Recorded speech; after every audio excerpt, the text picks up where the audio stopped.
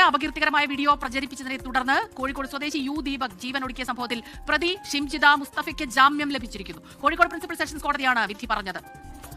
ഈ ഷിംജിത കേസുമായി ബന്ധപ്പെട്ട് അതായത് ദീപകിന്റെ മരണവുമായി ബന്ധപ്പെട്ട ഷിംജിതയ്ക്ക് ജാമ്യം കിട്ടി എന്നുള്ള ഏറ്റവും പുതിയ വിവരമാണ് ഈ ഘട്ടത്തിൽ ഇപ്പോൾ കോടതിയിൽ നിന്നും പുറത്തേക്ക് വരുന്നത്. അതായത് സെക്കൻഡ് ആൻഡ് ഫോർത്ത് വെള്ളിയാഴ്ച, അതായത് മാസത്തിന്റെ 2ാം വെള്ളിയാഴ്ചയും 4ാം വെള്ളിയാഴ്ചയും ഈ അന്വേഷണ സംഘത്തിന് മുൻപാകെ ഹാജരായി ഒപ്പിടണം. 50,000 രൂപയും ഒപ്പം തന്നെ 2 ആൾ ജാമ്യത്തിലുമാണ് ഷിംജിതയ്ക്ക് നിലവിൽ കോഴിക്കോട് പ്രിൻസിപ്പൽ സെഷൻസ് കോടതി ജാമ്യം അനുവദിച്ചിരിക്കുന്നത്. ഈ ജാമ്യ വ്യവസ്ഥയുമായി ബന്ധപ്പെട്ട കഠിന ഉപാധികളൊന്നും തന്നെയും കോടതി മുന്നോട്ട് വെച്ചിട്ടില്ല.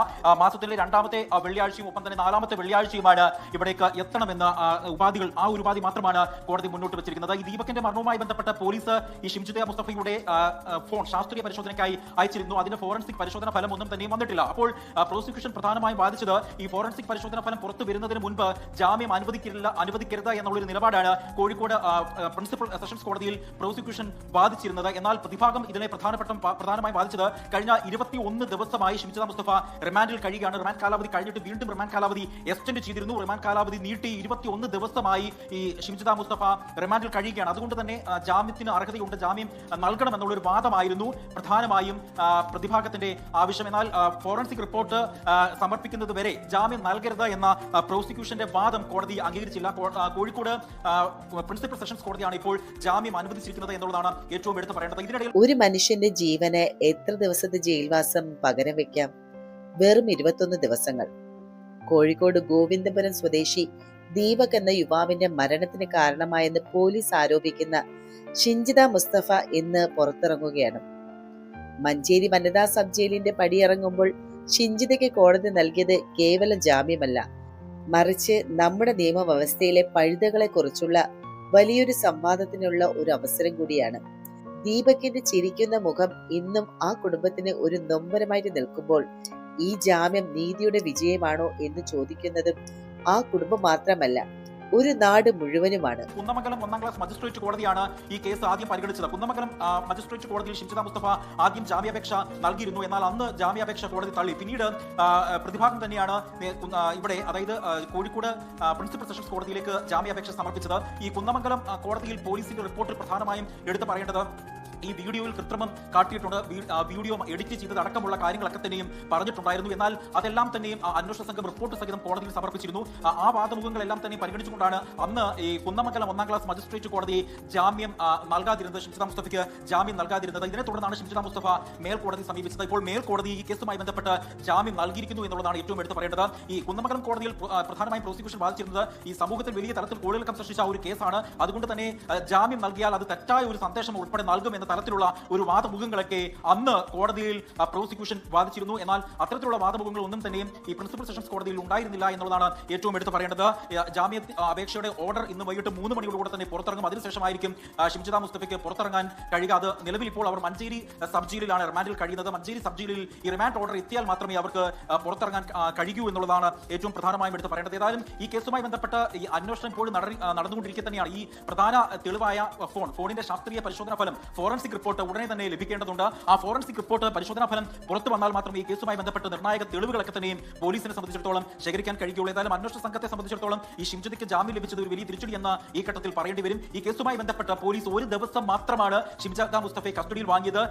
അന്ന് ഈ തെളിവെടുപ്പിനായിട്ട് ഈ പയ്യന്നൂരിലെ സംഭവം നടന്ന സ്പോട്ടിലോ അല്ലെങ്കിൽ ആ ബസ്സിൽ ഒന്നും തന്നെ കൊണ്ടുപോകാൻ പോലീസിന് ഇതിനു മുൻപ് കഴിഞ്ഞിരുന്നില്ല. അപ്പോൾ ഒരു ദിവസം മാത്രമുള്ള കസ്റ്റഡി മാത്രമാണ് അന്ന് കിട്ടിയിരുന്നത്. അന്ന് കൃത്യമായി തന്നെ ചോദ്യം ചെയ്യണം.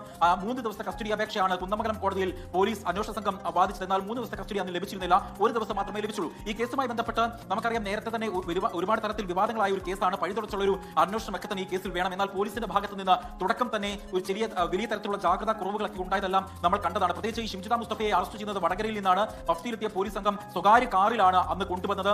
ഈ കുന്നമംഗലം കോടതിയിൽ കൊണ്ടുവന്നതൊക്കെ സ്വകാര്യ കാറിലാണ്. അന്ന് വലിയ തരത്തിലുള്ള വിമർശനങ്ങൾക്കൊക്കെ വഴിവെച്ചിരുന്നു. ഏതായാലും ഇപ്പോൾ ഷിംജിത മുസ്തഫയ്ക്ക് ജാമ്യം ലഭിച്ചിരിക്കുന്നു എന്നുള്ളത് ഏറ്റവും പ്രധാനമായും എടുത്തു പറയേണ്ടതാണ്. പ്രോസിക്യൂഷന്റെ വാദങ്ങൾ ഒന്നും തന്നെയും കോടതി അംഗീകരിച്ചില്ല. പ്രതിഭാഗത്തിന്റെ വാദങ്ങളെല്ലാം തന്നെയും കോടതി അംഗീകരിച്ചുകൊണ്ട് 2 ആൾ ജാമ്യത്തിലും 50,000 രൂപയും ഒപ്പം തന്നെ എല്ലാ വെള്ളിയാഴ്ച, അതായത് മാസത്തിന്റെ 2ാമത്തെ വെള്ളിയാഴ്ചയും 4ാമത്തെ വെള്ളിയാഴ്ചയും അന്വേഷണ സംഘത്തിന് മുൻപാകെ ഒപ്പിടണമെന്നുള്ള ഉപാധികളോട് കൂടെ തന്നെയാണ് ഇപ്പോൾ ജാമ്യം അനുവദിച്ചത്. എന്തുകൊണ്ടാണ് ഷിംജിതയുടെ ജാമ്യം ഇത്രയേറെ ചർച്ചയാകുന്നത്? പോലീസ് കോടതിയിൽ സമർപ്പിച്ച റിപ്പോർട്ടിലെ ഞെട്ടിക്കുന്ന വസ്തുതകൾ ഒന്ന് ശ്രദ്ധിച്ചു നോക്കിയാൽ മതിയല്ലേ. നിശബ്ദരായിട്ടുള്ള സാക്ഷികൾ, അതായത് സംഭവം നടന്നുവെന്ന് പറയുന്ന ആ ബസ്സിലെ മറ്റ് യാത്രക്കാരോ അതുപോലെ തന്നെ ജീവനക്കാരോ ഷിഞ്ചിത ആരോപിക്കുന്ന തരത്തിലുള്ള ഒരു പെരുമാറ്റവും ദീപകിന്റെ ഭാഗത്തു നിന്ന് കണ്ടിട്ടില്ല എന്ന് മൊഴി നൽകി. പിന്നെയുള്ളത് കണ്ണു തുറക്കാത്ത CCTV ദൃശ്യങ്ങൾ. അതായത് ബസ്സിലെ CCTV ദൃശ്യങ്ങൾ പോലീസ് അരിച്ചു പറക്കി. എന്നാൽ ഷിഞ്ചിത പറഞ്ഞ ഒരു കാര്യം പോലും അതിൽ തെളിഞ്ഞില്ല. പിന്നെയാണ് നമ്മുടെ ഷിഞ്ചിതയുടെ എഡിറ്റിംഗ് മാജിക് എന്നുള്ളൊരു വിദ്യ. ദീപകിനെ വില്ലനാക്കി സോഷ്യൽ മീഡിയയിൽ പ്രചരിപ്പിച്ച വീഡിയോ ശാസ്ത്രീയമായിട്ട് എഡിറ്റ് ചെയ്തതാണെന്ന് സൈബർ സെല്ലും കണ്ടെത്തി. അതായത് വ്യക്തമായിട്ടുള്ള പ്ലാനിങ്ങോട് കൂടി ഒരാളെ വേട്ടയാടാൻ ശ്രമിച്ച എന്നുള്ള ഗുരുതരമായിട്ടുള്ള കണ്ടെത്തലാണിത്. ഇവിടെ ദീപകിന്റെ അമ്മയുടെ പരാതിയിലാണ് ഷിഞ്ചിതയെ ആത്മഹത്യാ പ്രേരണാ കുറ്റം ചുമത്തി അറസ്റ്റ് ചെയ്തത്. ഒരു മകൻ നഷ്ടപ്പെട്ട ആ അമ്മയ്ക്ക് ഈ ഒരു ജാമ്യം ഒരു തിരിച്ചടി തന്നെയാണ്. എന്റെ മകൻ നിരപരാധിയാണെന്ന് തെളിയിക്കാൻ അവൻ ഇന്ന് ജീവനോടെ ഇല്ലല്ലോ എന്ന് അവരുടെ ചോദ്യത്തിന് മുന്നിൽ നമ്മുടെ നിയമങ്ങൾ മറുപടി നൽകേണ്ടതുണ്ട്.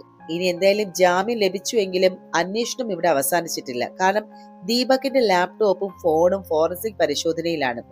ഷിഞ്ചിത ഏതെങ്കിലും തരത്തിൽ ദീപകിനെ ബ്ലാക്ക്മെയിൽ ചെയ്തിരുന്നു എന്നുള്ള അറിയാനാണ് ഈ ഒരു റിപ്പോർട്ട് വരണം.